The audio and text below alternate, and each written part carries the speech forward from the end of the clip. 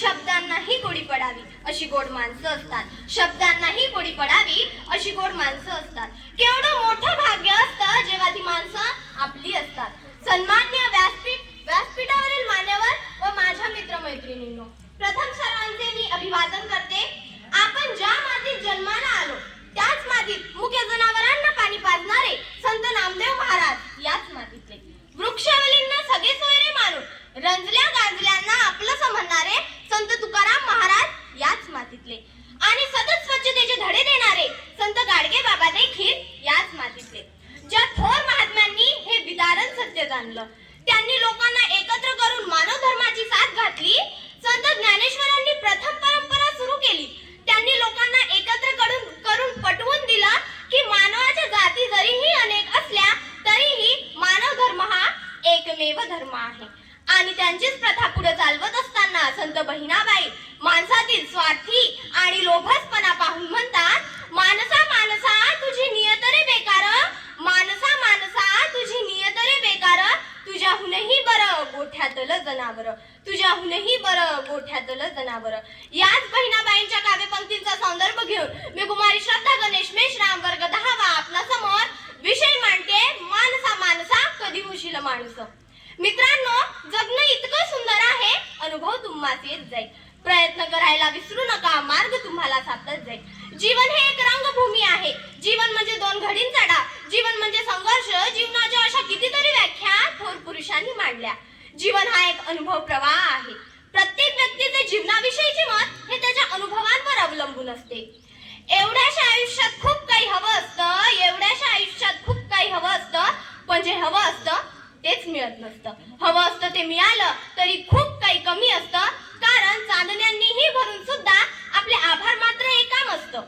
माणसाने क्षुल्लक दुःखाने व्यस्त होऊन न बसता त्याने आंधळ्याचा डोळा व्हावं, लंगड्याचा पाय व्हावं, अनाथाचा पालक सुद्धा व्हावं, दुसऱ्यांना आनंद द्यावा आणि दुसऱ्यासाठी जगावं, जगावं आणि जगू द्यावं, जगता जगता जीवनाकडे पाहावं, जमेल तेवढेच जाणावं, याच जाणीवीची गाणी गुणगुणत पुढे जात राहावं. माणसाकडे आचारशक्ती आहे, विचारशक्ती आहे, सद्बुद्धी आहे. एखाद्या आजाराप्रमाणे जीवनात प्रवेश करणाऱ्या खोटारडेपणाला निपटून त्याने साधे आणि सरळ जीवन जगण्याचा प्रयत्न केला तर सत्यम शिवम सुंदरम हे जीवन ब्रह्माचे रूप आपण सतत अनुभवत राहू शकतो. माणूस राग जितक्या सहजतेने व्यक्त करतो तितक्याच सहजतेने प्रेमही व्यक्त करू शकला असता तर जगण्याला किती मजा आली असती नाही. कारण माणसाच्या निम्म्या समस्या ह्या व्यक्त केलेल्या रागामुळे आणि कधीच व्यक्त न केलेल्या प्रेमामुळे वाढतात. निर्णय चुकतात आयुष्यातले आणि आयुष्य चुकत जातं. प्रश्न कधी कधी कळत नाही आणि उत्तर मात्र चुकत जातं. सोडवताना वाटतं की सुटत गेला गुंता, पण प्रत्येक वेळी वेगळीच गाठ बनत जाते. दाखविणाऱ्याला वाट माहित नसते, ताडणाऱ्याचं ध्येय मात्र अडकून जाते. वाटतात तितक्या सोप्या नसतात काही गोष्टी, अनुभव म्हणजे काय हे तेव्हाच कळतं.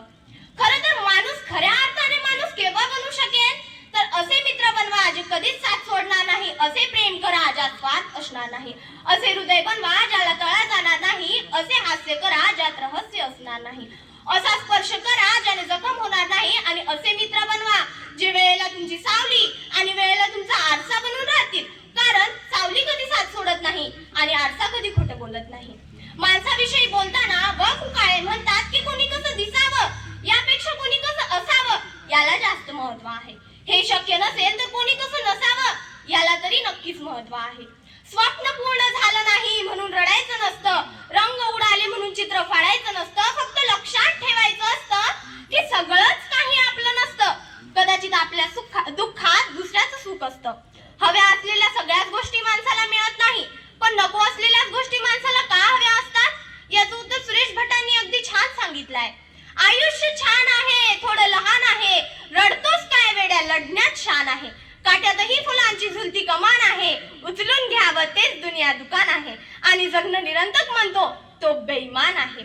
शेवटी जाता जाता मी तुम्हाला इतकंच सांगू इच्छिते की पराभवानं माणूस संपत नाही तर प्रयत्न सोडतो तेव्हा तो संपतो. म्हणून संकटाच्या प्रत्येक वेळी स्वतःला सांगत राहा की शर्यत अजून संपलेली नाही, कारण मी अजून जिंकलेली नाही. छुले आसमान जमी की तलाश न कर, जी ले जिंदगी खुशी की तलाश न कर, बदल जाएगी तकदीर खुद की मेरे दोस्त, मुस्कुरा पुराना सीख ले, वजह की तलाश न कर. तुम्ही माझे शब्द शांतचित्ताने ऐकले म्हणून तुमचे मी आभार मानते. व्यासपीठाची रजा घेते व एवढे बोलून मी माझे 2 शब्द संपविते. जय हिंद, जय भारत.